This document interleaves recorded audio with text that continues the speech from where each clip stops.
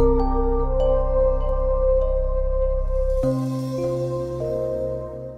like to tell a story about a woman, a student of ours, started out as a client, became a student, now is a facilitator.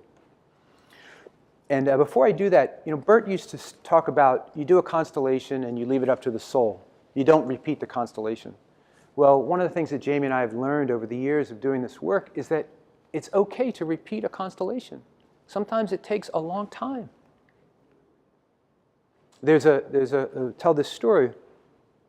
And it's her story, but it's a familiar story to all of us, or to many of us. She experienced sexual abuse in her childhood. And so she came to do a constellation, and what's the issue? I experienced sexual abuse.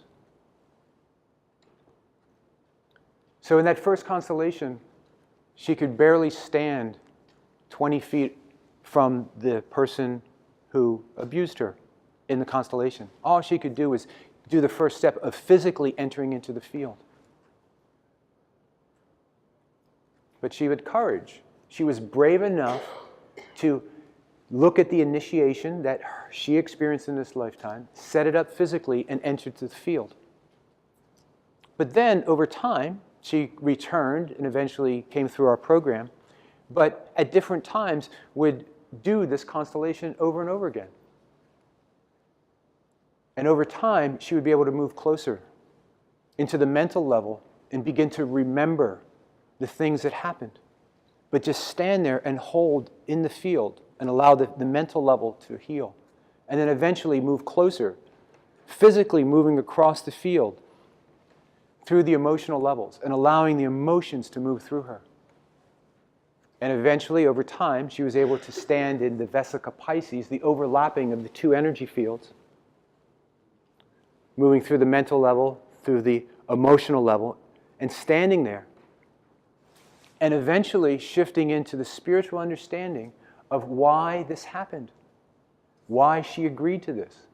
And she could then her consciousness began to expand to the point where she understood that it wasn't her alone, but that this had been going on transgenerationally.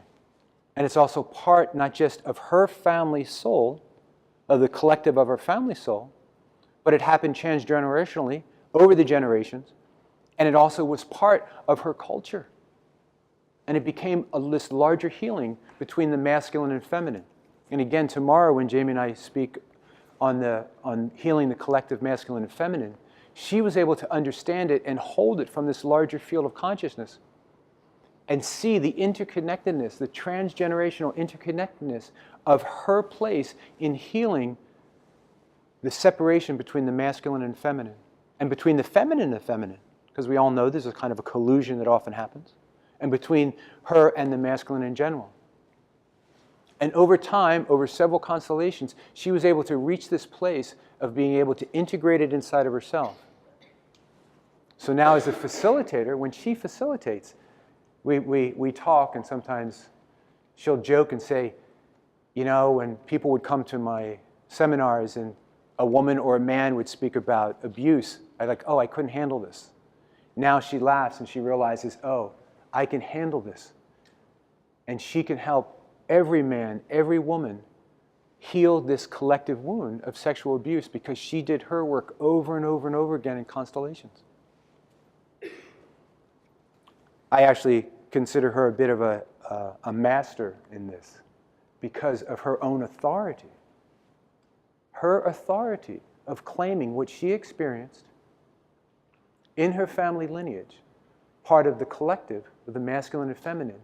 And now she has no reservations about standing there with somebody else, a victim or a perpetrator, leading them through the levels of consciousness, through the three-stage process of acknowledging, accepting, and agreeing. Helping that person cross the bridge through the emotional, through the lower emotions to the higher emotions, and get to the level of soul awareness where she can understand, or he can understand, how this was part of a larger healing for all of humanity. That's the potential of our work. That's what we can do with family constellations.